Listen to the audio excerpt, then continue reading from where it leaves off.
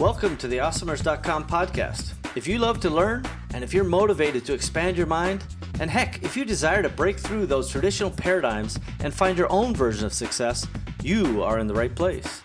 Awesomers around the world are on a journey to improve their lives and the lives of those around them. We believe in paying it forward, and we fundamentally try to live up to the great Zig Ziglar quote, where he said, "You can have everything in your life you want if you help enough other people get what they want." It doesn't matter where you came from, it only matters where you're going. My name is Steve Simonson, and I hope you will join me on this awesomer journey. If you're launching a new product manufactured in China, you will need professional, high-resolution, Amazon-ready photographs. Because Simo Global has a team of professionals in China, you will oftentimes receive your listings photographs before your product even leaves the country. This streamlined process will save you the time, money, and energy needed to concentrate on marketing and other creative content strategies before your item is in stock and ready for sale. Visit simoglobal.com to learn more, because a picture should be worth 1,000 keywords. You are listening to episode number 63 of the Awesomers.com podcast series. And all you have to do is go to awesomers.com/63 to find any relevant show notes, details, and links that we've discussed here in today's episode. Now today, my guest is Chelsea Cohen. And Chelsea's a bright young entrepreneur, and she's been running her own successful e-commerce business for over 3 years, grossing well into the 7 figures just in a single year. And she's also been working to help other Amazon entrepreneurs and e-commerce people, including doing live group and one-on-one coaching for Ryan Moran's Freedom Fast Lane within the tribe. Now, Chelsea and her husband, Ari, have went on to build a website to help entrepreneurs and do it in a constructive way so that A, it didn't monopolize their time, and B, that it could be systemic and sustainable for the recipients of that knowledge. And so Chelsea and Ari are able to kind of work together to help entrepreneurs using this, the Badass Business Builders website, and we're going to talk about that in today's episode. Chelsea's going to talk about her origin story. I think you're going to love it. It's going to be super, super exciting to see how this young entrepreneur was able to put some things together after a number of things that didn't particularly work that well. And that level of persistence, I think a lot of us can identify with, at least the need for it, the necessity to have it. And Chelsea's a great example of it, never stopping, never giving up.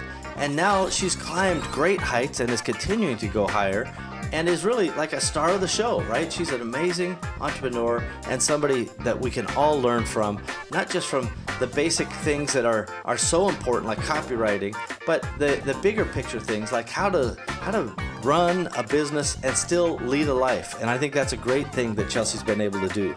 So we're thrilled to have Chelsea on board, and I know that you're going to love today's episode. Hello, Awesomers. It's me, Steve Simonson. I'm back again with another Awesomers.com podcast. And today, I have a very special guest, Chelsea Cohen. Chelsea, how are you? Good. Thanks so much for having me. Well, thank you. My listeners are on the edge of their seat, I'm sure, to figure out if I've pronounced your name right, because my record's not so good. How'd I do today? Good. Yes, Woo-hoo. That's right. That's another one for the win column, everybody. I'm going to send out like those baseball scoring notebooks for everybody to keep score, because my times getting the names right really few and far between, I have to admit. So I'm thrilled to have you on today. We've known each other for some time. I think, do you recall when we met? I think I do. I'd love to compare notes. Yeah, we met in Maui, actually, at the Maui Mastermind. That is quite right. Yeah. So Amazing.com was having a mastermind meeting or an event in Maui, and you were a guest. I was a guest, and boy, I just saw this really smart, young couple, and Chelsea and Ari were just, they were just having fun, and they were getting things done. They were super smart, and it's like, yeah, these kids, they got it, man. They got the it, and Chelsea certainly has done a great number of things since then. So we're thrilled to have you on. I've already read in the bio and kind of a little bit of top level information about you, but tell us in your own words what you do day to day in your regular routine. Mm-hmm. So we sell on Amazon. We have a physical products business on Amazon, selling kitchen products, healthy kitchen products. And we've been doing that for about 4 years. About a little less than a year ago, we decided to get a little more into helping people, a little more structured with how we help people. We've been helping people for years, but we started to actually offer services, built up a team to be able to provide services in terms of listing optimization and copywriting services to help people increase their sales. So we've been doing that since pretty much the beginning of the year, and that's been going really well. So a bit more fulfilling than just selling physical products on Amazon, because then we get to see, people able to, start changing their lives by increasing their income. Yeah, I can understand that very well. And that really is, for the customers out there listening, a good lesson to take away, that, the potential to change your life is around us every day. The opportunity exists, and people like Chelsea are able to, kind of embrace an opportunity. They put product out there. Now they have their own brand that they're selling products on and so forth.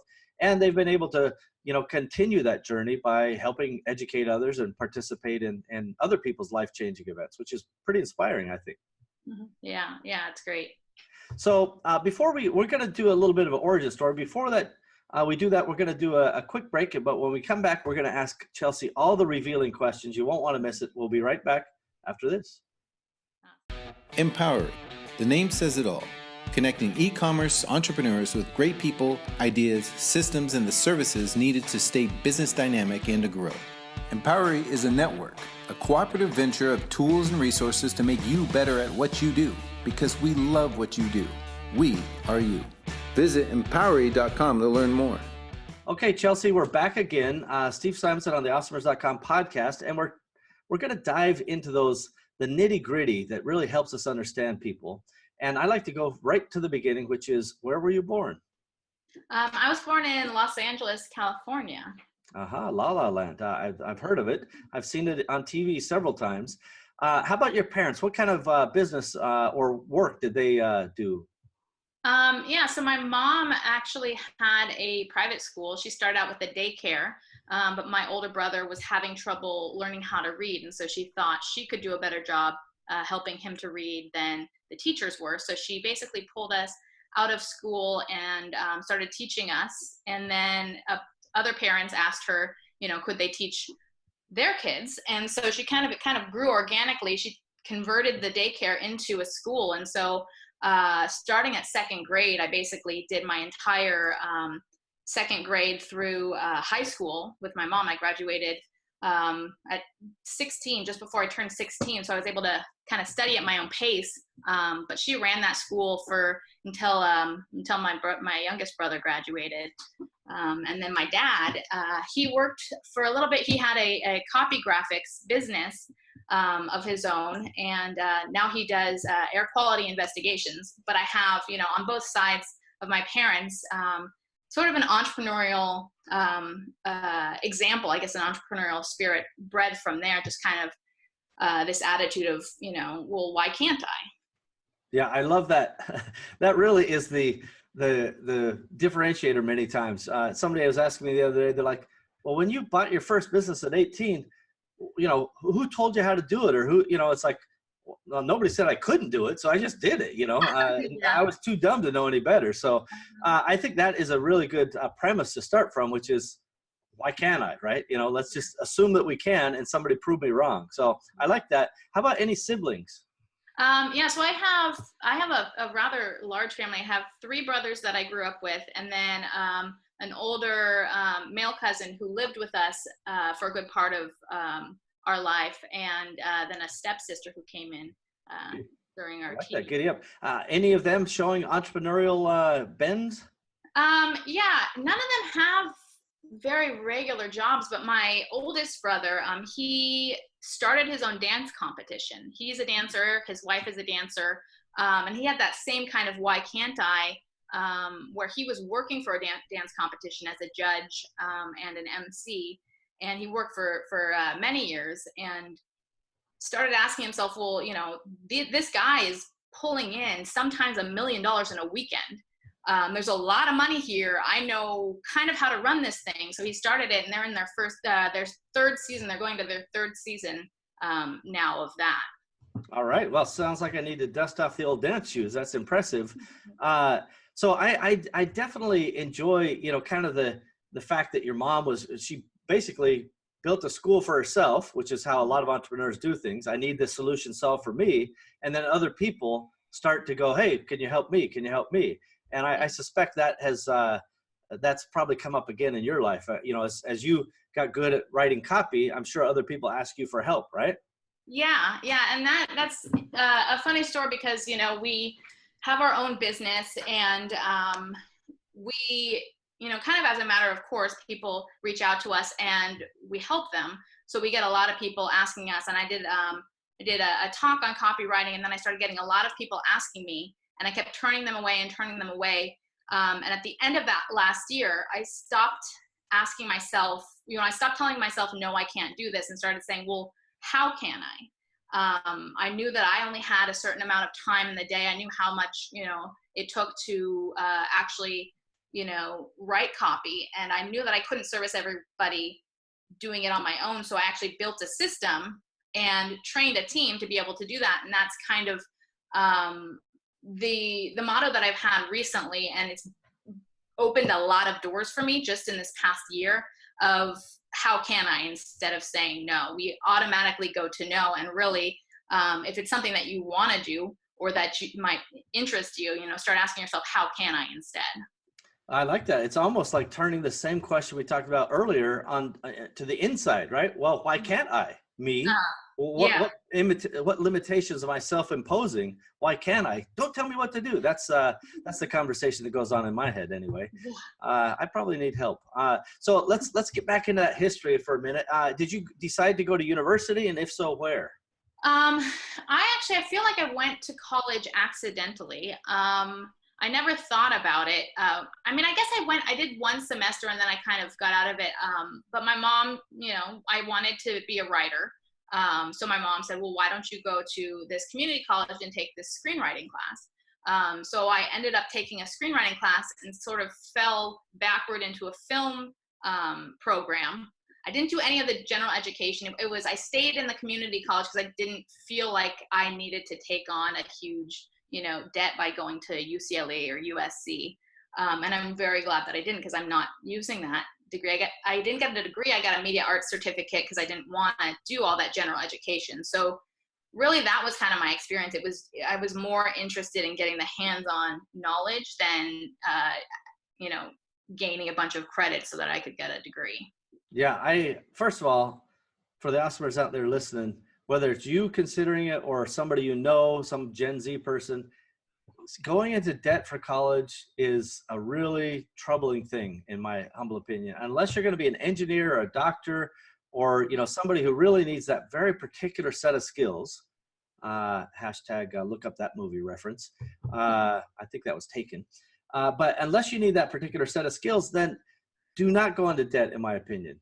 Yeah. And I far prefer your approach, which is I'm going to find the pieces of this thing that I like, the things that I'm really interested in, instead of being forced into the, whatever. For me, it was like the Dance 101 class. It's like, all right, I'm studying computer programming. Dance 101 is not in the center of my target. And by the way, I dropped down after one semester too. Although I also dropped the dance class, I switched to photography. And when I showed up to the photography class, I'm ready to take pictures. I'm excited. They're like, no, this is the history of photography. Open your books. We're going to learn about history of photography. It's like, right? So the point is, don't go into debt. Pick what's important to you. And I like the Chelsea method of education. So how about your first job? When you came out of university, did you have a traditional or proper job, as I call it? Actually, the thought that comes to mind when asked about my first job was my first job when I was younger, because I feel like it was very indicative of where I was headed. And I was probably about 12 or 13. My friend's mom had a gift service, so she would build gift baskets and sell them to companies. And our job was to take these little cellophane bags and fill them with jelly beans. And so we had several hours, fill them with jelly beans. And my friend, whose mom owned the store, was goofing off a lot. I ended up doing probably at least twice as much as she did. And then at the end of the day, we ended up getting paid the same amount. And I immediately was like, okay, maybe this isn't for me, because, that whole idea of working for hours didn't make sense, just right from the get-go. Well, that would have worked out really nicely in a communist country, right? Because everybody's just going to get paid the same based on checking in. But, entrepreneurs and really entrepreneurs in general, we understand that we want to be rewarded based on our responsibilities, our accountabilities, our merits, and in fact, our accomplishments. And Mm. even it's amusing to me that at 12 or 13, you're kind of looking at the check and then looking at your friend over there. It's like, hey, you're nice enough, but you did not do half the work I did, and we got paid the same. So that's good. Mhm. Yeah. How about, from kind of then to now, Yeah. was there any particular defining moment that stood out in your mind that kind of helped put you on the path that you're on today? Yeah. I mean, that was one of them. Another was when I was working in accounting. I actually did some work in accounting. And it was just very interesting to me to see that I was getting a lot of praise. They gave me a lot of bonuses. I was kind of put up as the model employee, and it was very confusing to me because I didn't feel like I was doing anything special. And then I finally realized that just doing your job and not needing a lot of hand holding or, coming back and, basically not having to be run by a manager wasn't normal. And so I found that very interesting. A friend of mine had the same experience and we were kind of comparing notes. And that was a big defining moment of, I think that self-starters and people who can just figure things out, I'm very good at figuring things out. I Google things, I, look things up. I don't ask a lot of questions. Like I taught myself how to make, how to create a website, how to order domains, like all of that stuff. My brother, when he started into the field of business, he came to me and I had to help him with an Excel spreadsheet. And he looked at me, and he has been a dancer all his life. And he said, I have no skills, Chelsea. I was like, oh, so it was a very interesting thing. That was a defining moment of like, okay, I'm someone who just figures things out because they need to get done. Yeah, I think that's very interesting and something that people don't often think about. But I remember a similar kind of defining moment where I realized that what I considered my average, my just kind of regular output, was above everybody else's. And Yeah. when you looked around, I remember I owned a carpet store back in I suppose it's early 90s, maybe late 80s. And I went to this convention in Vegas, and they are, behaving in ways that are, crazy to me. And by the way, we're all in a professional business setting. This is not the night at the club stuff. We're in a professional business setting at a conference and so forth. But I'm like, man, if this is my competition, I got nothing to worry about. And by the way, I was, 21, 22 at the time, so early 90s. And it's just that idea that, the ordinary to us can seem extraordinary to others. And that's actually a very defining characteristic of an awesomer, which clearly you are, is that, when your best is really your best, then everybody else thinks it's a miracle. And so kudos to you. So what age do you think you learned that?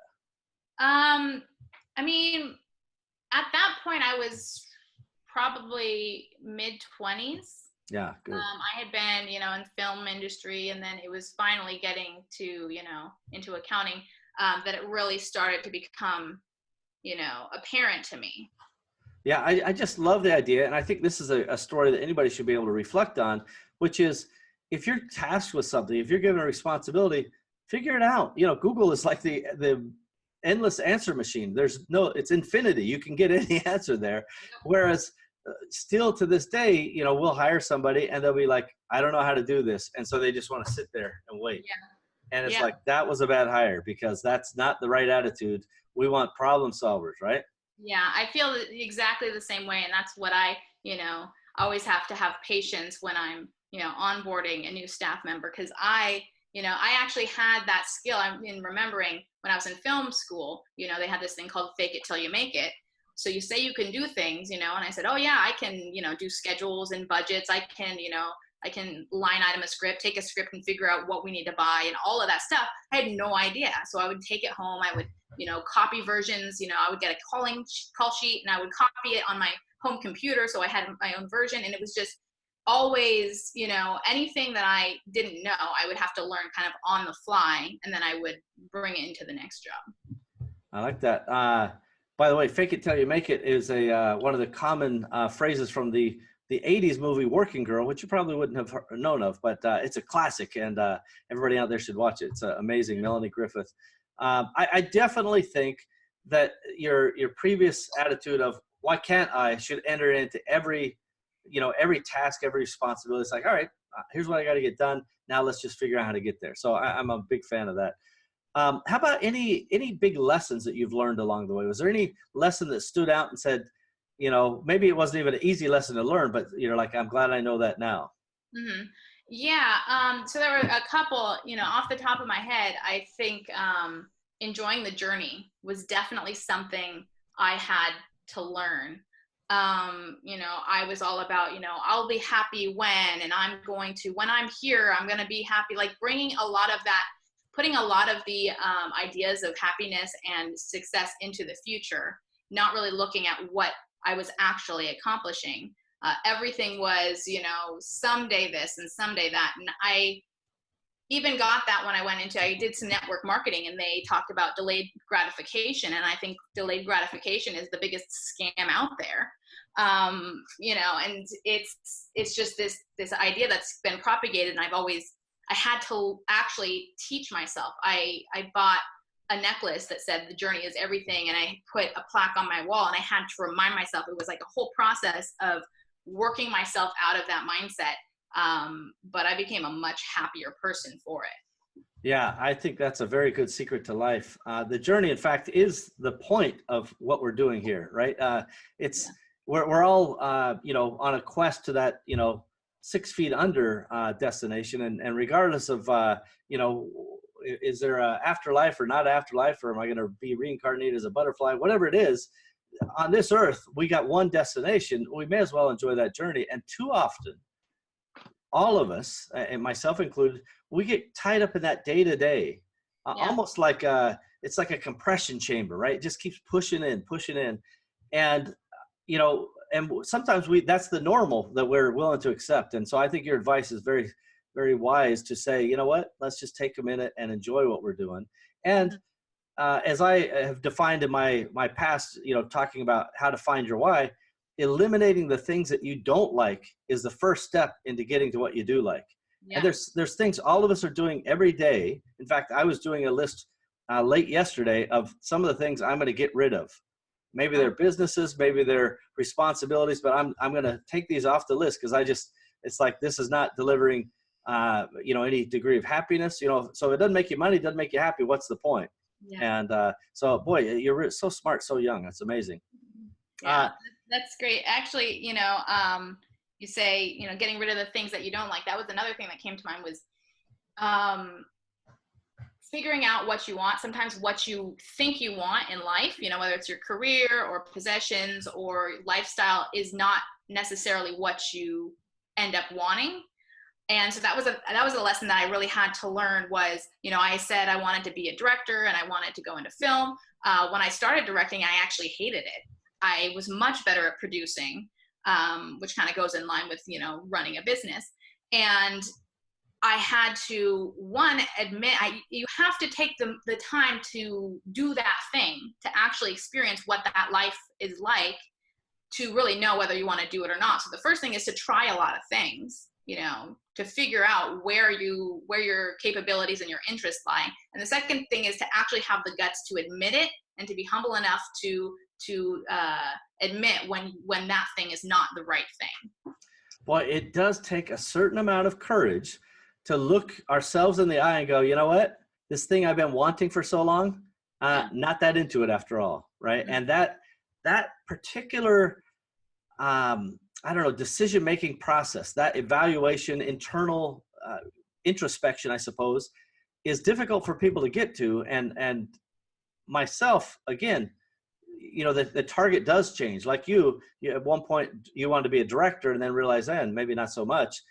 All of us kind of go through those things, and having the courage and being quick about it, maybe even as a process, evaluating this more often. Is that how you carry on today? Do you look at this more often?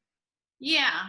Looking at, what do I want to be? What do I actually want to be doing? Do I actually want to be doing that? And, kind of, if I don't and it needs to be done, how can I find a way to give it to someone who's actually better at it than I would be even. Yeah, no, I think that's very sage wisdom. How about, along this journey, as in the Facebook culture we live in, beyond the Cuban sandwich that I'm having today that I take a picture of and make sure everybody gets a good look at.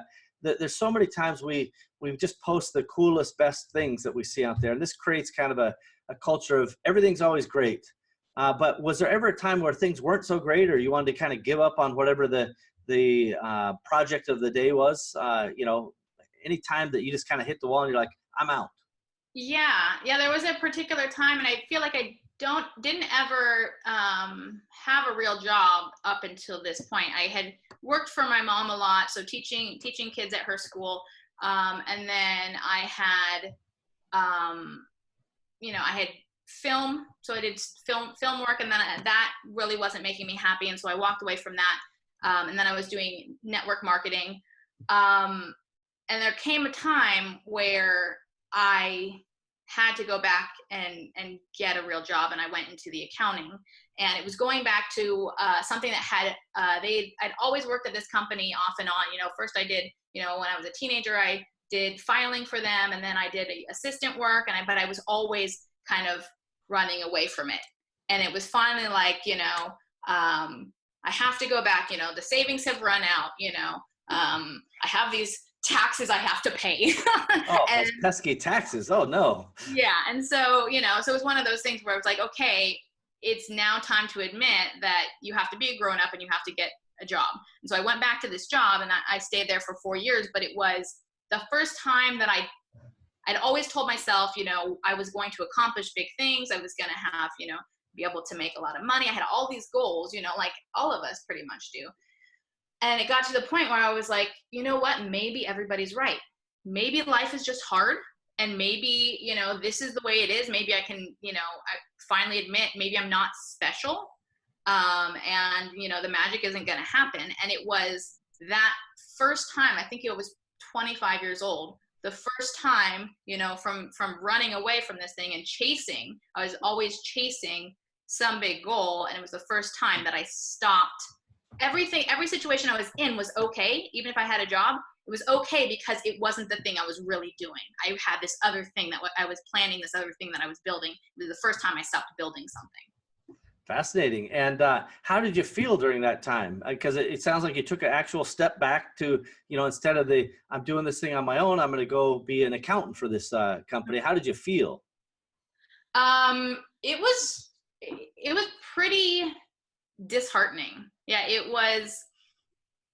I had never not had a plan. I had never, but everything that I had tried had kind of fallen through, and I didn't really have the energy to try something else. So it was one of these, it took me a couple of years of going through that to really figure out what the next thing was going to be. And then I actually ended up getting back into writing a couple of years into it, getting back into writing. And that was the only thing that kept me going. And that was, there was in network marketing, there was this one speaker who always used to say, good is the enemy of great. When you're good, when you're bad, that you got to get out of that situation. And for me, that was bad. So I did as much writing as I did 1,000 words per day, every single day, because I was trying to get out of that bad situation. And so I was my most creative writing wise because of that. And now that I am in a good situation, I don't really do much writing. Well, it's funny how those things change. And I really appreciate the fact that you're able to share that with us, because so many awesomers out there, they really do find themselves in a position they don't want to be in necessarily. Mm-hmm. And in many cases, it can become quite hopeless, right? There may have been a time, even during that course of that 2 years, that you're like, if you never started writing, you could still be sitting in a cubicle doing accounting. Yeah. Right. But you decided, no, I got to do something. I got to push myself a little bit. And that writing then was your bridge to the next thing, which has turned out pretty well. You got a nice little story there. So I really like that. And I kind of empathize with it, because I understand where you're coming from. How about a best day, from kind of the beginning to now? Was there a day that you just looked back and said, wow, this is a victory lap time. I got I got to high five myself or everybody around me. Tell us about a best day. Yeah, 2 days come to mind. I would say first off was, speaking at the Amazing Summit last year. That was, one of my prouder moments. I, did the Amazing Selling Machine course. And Ari always wants to meet the people. If we see a celebrity, he wants to go up and meet them. If we see, whoever, he always wants to go up and meet. And I'm always like, no, I am a little bit more shy about that. And I told him I don't want to meet, Matt and Jason, who built the course. I don't want to meet Matt and Jason until I'm at a little bit higher level, like I'd actually accomplished something. We had made two sales at that point. And so it was kind of one of these full circle moments of, I was watching on stage and I was like, I am going to be on that stage one day. And that's going to be really cool to finally actually, being there and getting a really great response that I did. And I still get people, coming up to me and telling me that their conversions have increased from that specific training, that their conversions have doubled or even better, which is great because, that's something where you see the impact of it even, a year later, seeing people at events and they come up and tell me. So that has been a really cool experience. Certainly would be. And I suppose there's probably people in the audience where the husband or wife's push them, hey, go meet Chelsea. They're like, no, I can't meet Chelsea. She's famous. Yeah. So it has come full circle, believe me. But I really do like the fact that, as the first event that you went to when you had just joined and you just started, even though you're moving very rapidly, that you were like, that looks fun. That looks interesting. And then you've had the chance to see that come to life. And now here a year later, maybe a little more than a year, you've been able to see the results of that, which is, I'm sure, quite satisfying. Yeah. Yes, definitely. Yeah. You mentioned 2 days. So that was one. Did you have another one in mind? Yeah. The other one's short and sweet. We had last year, mysteriously, we had a really big sales day. I think it was like mid-December. And we couldn't figure out, but the sales just kind of went crazy. And like 4 times what we were used to or better. And we couldn't figure it out. And we checked, we made sure that we didn't have any coupons where people were actually, getting a real big discount on our product. And, Ari was freaking out and I was like, okay, we've checked everything. I'm like, it's just something good had to happen. Like we had a couple of different things that we had dealt with earlier, like the third quarter wasn't as good as we wanted it to be. I'm like, just like embrace it. It's good. So there was that mystery, sales day. And then our assistant was talking on the phone to one of our customers. She said, oh yeah, I saw spiralizers on the Today Show. Oh, we sell spiralizers. Everybody knows we sell spiralizers. And so I was like, okay, that's great. I was like, wait a minute. Our competitors did not get the same spike in sales. So they didn't talk about spiralizers. They talked about our spiralizers. And so we have this little clip and, we're able to, but it was just really cool. They just found us, they just happened to find us.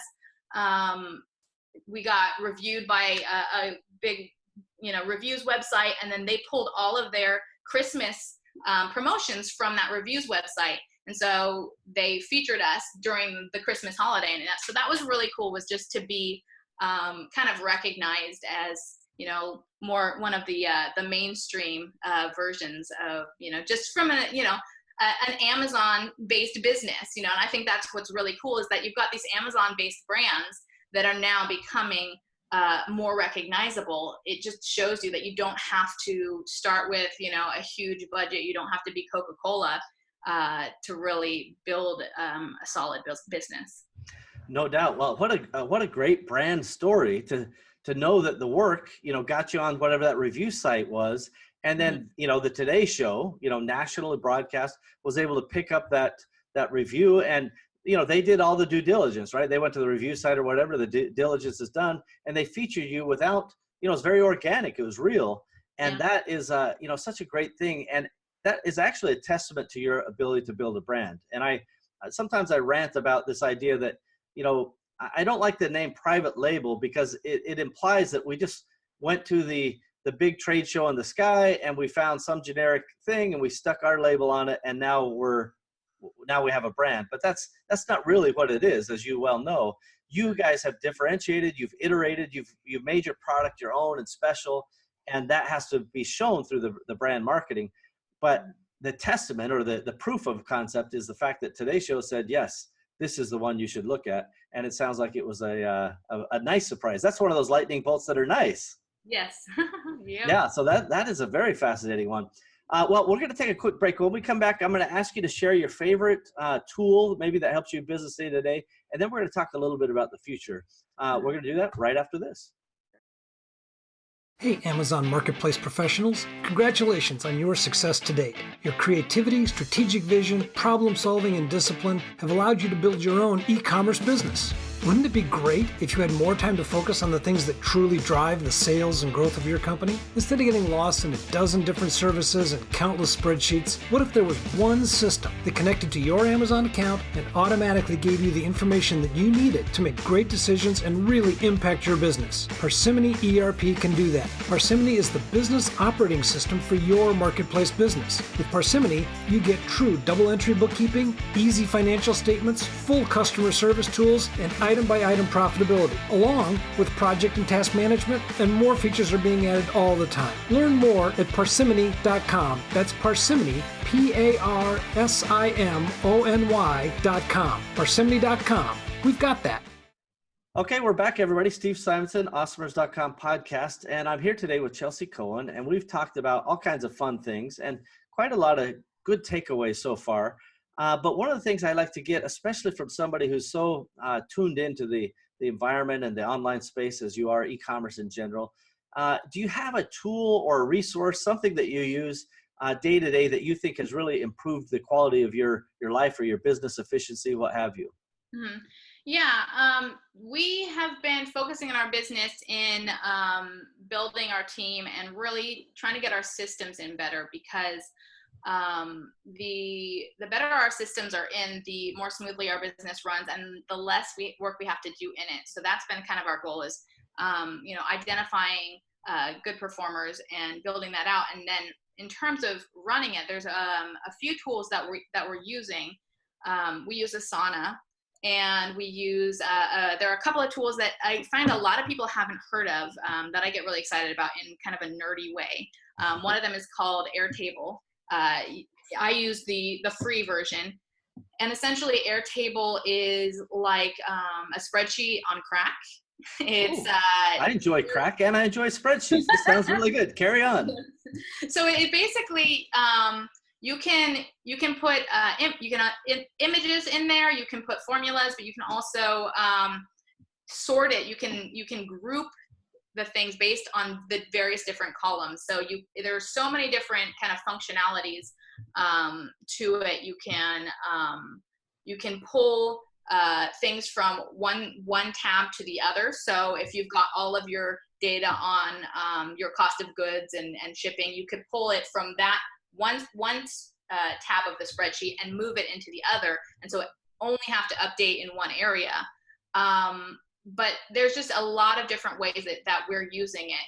You can create a form and send the form to someone, and then all the data imports into the spreadsheet. So we use that for managing our teams on a daily basis, for our copywriting, for our listing optimization. So that's been very helpful. We also use it to track various different things like cost of goods and inventory and stuff like that. And then, so that's Airtable. And then the other one is called process.st. And that's, it's basically an SOP software. We've been looking for ways to run our programs and run our systems, one of the things that we're used to, we call them routing forms. Essentially, it's a list of a step-by-step checklist of things that have to be done, but it goes from one person to the next. And we hadn't been able to really find that in a software form. So now it's something that's in a software form. You can also build in the training. So if, step one says this, you can build in, here's a video, here's the screenshots of it, here's a subtask list to get that one done, and then that person gets all his tasks done, and the minute that he finishes his tasks, the next person on the list is then emailed that his turn is up to complete the task. So building out for launching products, that helps a lot because you've got a lot of people in there, photographers and copywriters and list builders, and so it really kind of organizes all of that into one place. Yeah, I like that both. A couple of gems there. Now, is it airtable.com so we can get that in the show notes later? Yeah, I believe it's airtable.com. Okay, we'll double check that and assume that's the case, but we'll pop all of these things in, including contacts to Chelsea's company in the show notes so that everybody can find these and get a quick access. A lot of good stuff in there. But I want to have you get out your crystal ball here for a minute. Okay. And we're dealing with kind of a dynamic environment, e-commerce in general, but Amazon specifically. What's your vision of the future? How's Amazon going to change in the next 5 years, or e-commerce, whichever you prefer to speak on? One of the things that I've seen in terms of Amazon that I've been paying attention to, we're also in the grocery category. And the things that Amazon has been doing recently have made it apparent that they are really looking to take over that space. So I think it's a great place to get into. Some of the things are buying up Whole Foods. They have their own curated gourmet website called Wickedly Prime. They sent out mailers. I got like a little tea bag, in promotion for this. And they have, Amazon Fresh in some cities. And then the other thing is that they, for anyone who has products $15 or less, they've actually cut their commission in half. So they're really, really trying to entice people to sell in the lower price gourmet category for Amazon. So I think that we're going to see more and more rolling out, them really starting to put, to get their hands on the grocery category. There's a lot of money to be made, and they're trying to kind of scoop it up. So there's that. And I also think that Amazon's going to try to take a lot of these softwares that are coming out. They're trying to make their own versions. I don't think they're going to do very well. None of the stuff that they have produced has, in terms of the softwares to support Amazon sellers, has really done all that well, and no one seems to be adopting them. But I think, I went to the Boost event, and some of the things that I was hearing, it just sounds like more and more they're trying to make things better for sellers. Hopefully they will improve, but I think that's something that we will be seeing, is more and more them trying to take back the automations from the SaaS builders. Yeah, so in some ways, it's like the SaaS builders wouldn't have had to build it if Amazon had it and it was working, right? So it was built out of necessity. Do you have an example of one that they have available or is eminently available that you think is probably not as good as the other markets out there or the other service providers? They've always had inventory, alerts, inventory management. But, as we as sellers usually have inventory off-site. So anything not, having to do with Amazon, it's not going to service us to the degree that it actually needs to. They're never going to interface with, these other platforms, Yeah. So that in itself is not going to work. I am interested in, they've got a couple of things. They've got this new thing called Voice of the Customer, but it's supposed to give you more insights on why people might be returning your products. But I don't think it gives you enough data. It's not complete. So, but there are these things that they're putting out there, suppliers, they're giving you access to your suppliers being able to print their own labels, which I think is one of the more interesting and helpful in terms of the things that they're rolling out. So that's something that we're starting to beta test, so that you don't have to print the labels. Your supplier can print labels for himself straight through the Amazon interface. Oh, I see what you mean. Yeah, the supplier would have their own login or whatever. Yeah. But it also makes me nervous because Amazon Basics comes out and then they have all your supplier data. So that's just something to think about when you go to, adopting something like that. Yeah, I think that's a fair point. My own opinion of that, because I've had these kind of conversations with sellers for a long time where, when you're shipping in, directly from your supplier into FBA, they know your supplier data because it's on the, bill of lading, it's on the shipping documentation. I don't think that Amazon is well enough coordinated today Uh-huh. to actually put that information into effect. And also, they have quite sophisticated resources when it comes to sourcing. I know guys who are running around and they're sourcing, 50 to 100 products at a time for some of Amazon's private label brands. They can do it, in a very significant way to make the Amazon basics or whatever the brand happens to be. So so your point about that, of course, is, there's some threat coming from Amazon's own brands, yet there's some opportunity as a result of Amazon picking up things like Whole Foods, Yeah. which I think is probably how always the truth is, right? Mm-hmm. Yeah, there's some threat to the left, but there's some opportunity to the right, or however you like to view it.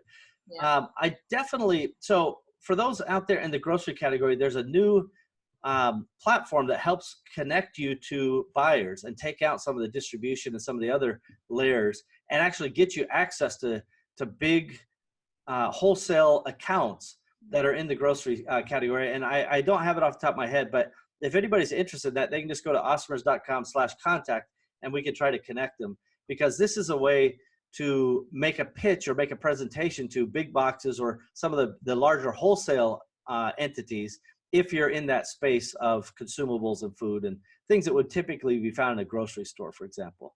They don't have to be perishables per se, just something in a grocery store. And that could really help open up additional channels. I'm curious. So I agree and salute you for having your own warehouse and having to keep track of that. What led you to that conclusion that you should also have, your own third-party logistics or your own warehouse under your control?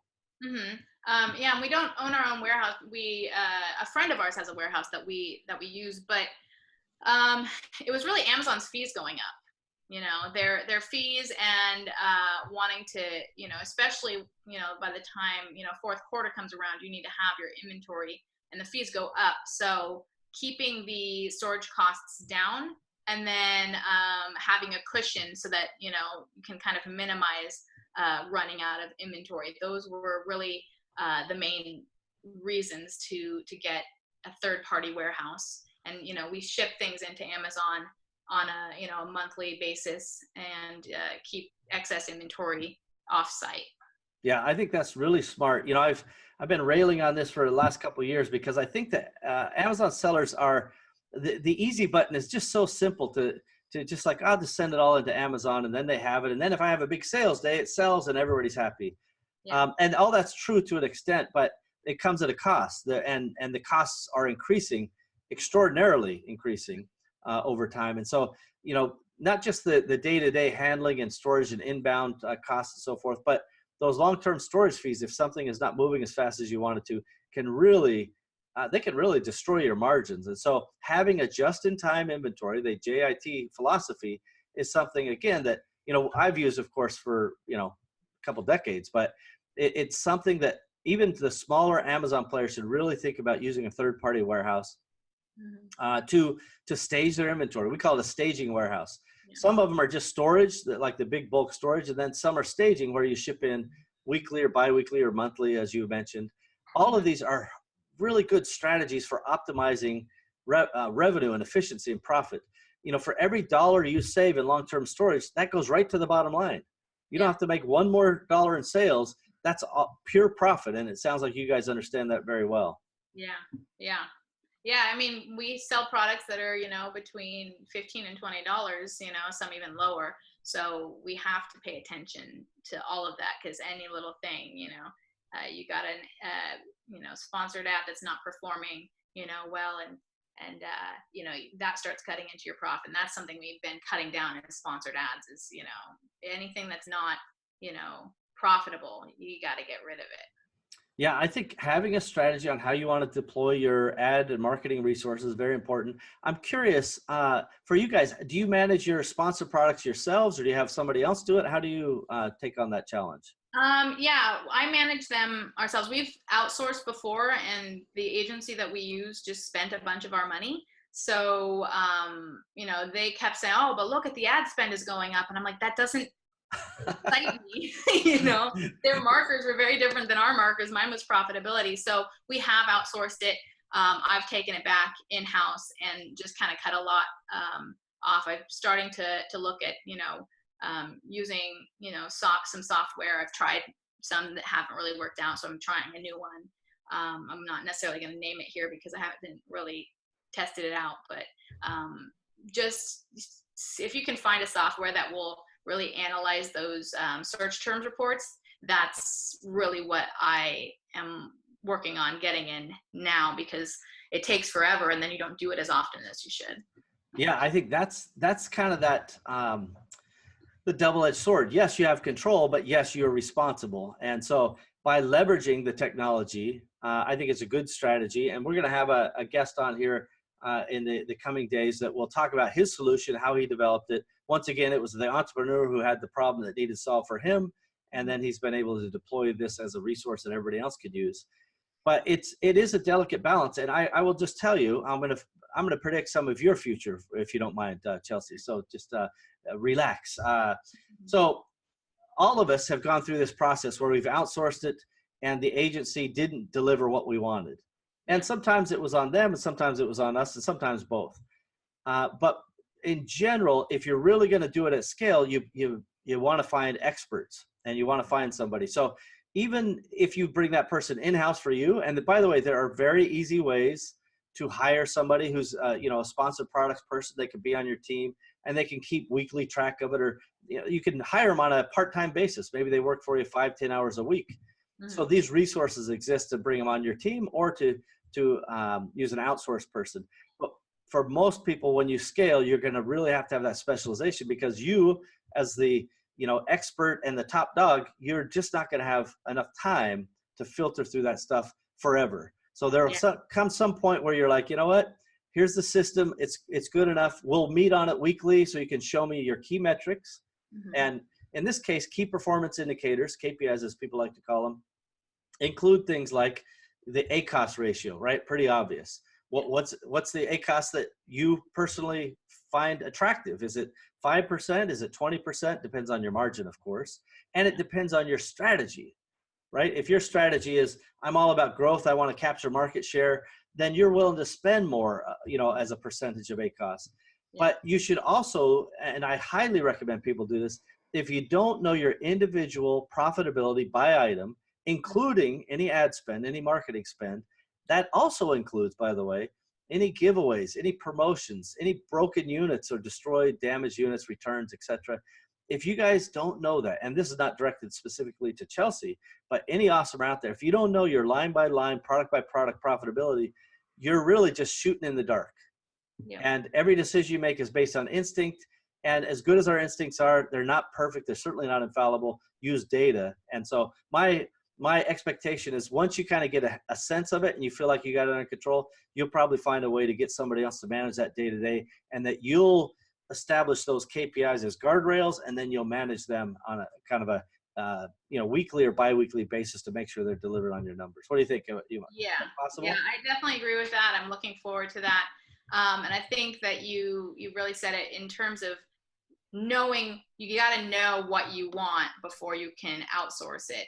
And that's kind of what we're doing right now. We're figuring out, well, what do we need to see? What, makes the most sense? And the strategy does change, from whether you've got a product that you're maintaining or you're launching a product. And so really getting those, standard procedures kind of down and documented so that we can get this offloaded. We've got other things that we've started offloading, but this is one of those things that it's when it comes to the money stuff, you really got to have that down. You can't just let it go to someone who, without keeping your eyes on it.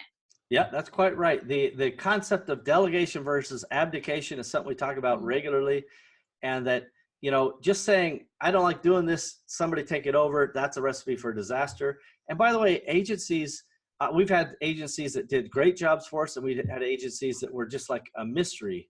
We don't know what they were doing. We just paid huge invoices to them. And our economics, got worse over time. So it can go either way. But fundamentally, even with an agency, it comes down to managing them versus abdicating to them, right? Delegating, here's what I expect.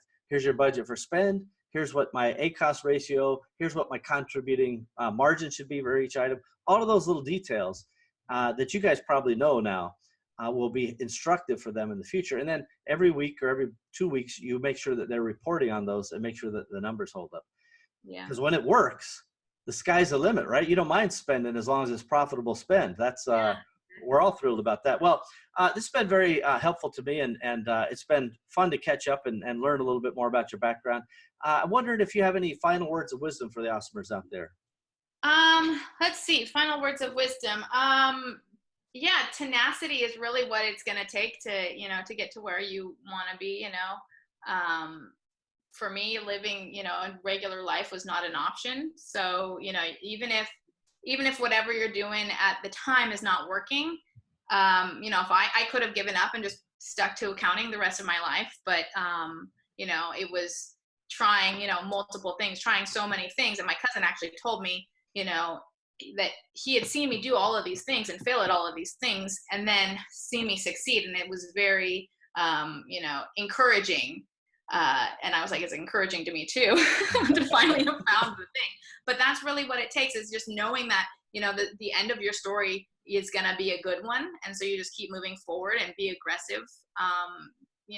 We've seen a lot of people, we've coached a lot of people, and really the people who have made it have been the ones who stuck to it and had a positive attitude and a positive outlook. And the people that, really kind of didn't were the ones who were negative and who always were looking for excuses and people to blame. And so honestly, the best advice that I could probably give would be that it's all about your mindset and the way that you look at things. Even when something bad happens, my perspective is, that it's going to pass, we're going to get out fine, and it's going to be okay, and it's going to flip into our favor, and a lot of times now just having that sentiment, it actually does. Yeah, that's really sage wisdom. Very good advice. Give me the elevator pitch on Badass Business Builders. Okay, Badass Business Builders essentially started as a website because we got a bunch of questions coming in about Amazon and then the Amazon business. And so we wanted to continue to help people, but we also needed to have a life and run our business. So we started taking those major questions and filming training videos to answer those questions. We threw them up on a website that is a free website where basically you can sign in and watch those videos. And so that's how it started. And then beginning of the year, we started doing listing optimization reports and copywriting, where essentially we find out what are the things in your listing that are making it so that your sales or your traffic or your conversion is less than what it should be, and help you to get it to a position where you're making more sales. I love it. Yeah. So if you want to figure out how to take your business on Amazon, level up a bit, definitely you're going to have to take a look at badassbusinessbuilders.com, and we'll have those links. .org. Oh, .org. Oh, excuse me. Too expensive. Fair enough. Maybe it's .gov. I don't know. But yes, badassbusinessbuilders.org. Yes. Okay, good. So we'll make sure we get that in the show notes as well. So thank you again, Chelsea. It's been a great pleasure to have you on Awesomers today. Thank you so much. It's always fun to hang out with Awesomers and hear the origin story. And for those Awesomers at home listening, we'll be right back after this. Catalyst 88 was developed to help entrepreneurs achieve their short and long-term goals in e-commerce markets by utilizing the power of shared entrepreneurial wisdom. Entrepreneurship is nothing if not lessons to be learned. Learn from others. Learn from us. I guarantee that we will learn from you. Visit catalyst88.com because your success is our success. Giddy up. Ah, yes. One of the things that I really enjoy about Chelsea is the fact that she legitimately wants to help other people succeed. And that's fulfilling and satisfying for her. And I certainly understand that and identify with that and have great respect and admiration for it. It's not corny. It's not something that people should go, oh, well, that's not really the case. It's a true, authentic, and genuine thing that is emanating from Chelsea and her husband Ari as well. They are great people and great entrepreneurs, and it's a great honor to be able to have somebody who's so focused on not just achieving and building her own business, but also helping others around them. And as you guys know, I love it when entrepreneurs help each other, because we can get better, faster, and smarter together. And that's really part of the point of this podcast. Now, this has been episode number 63 of the Awesomers.com podcast series, and I hope you've enjoyed it. I certainly have. And I am always just, really honored and thrilled when you guys join us for this journey. And I hope that we'll see you on the next episode as well.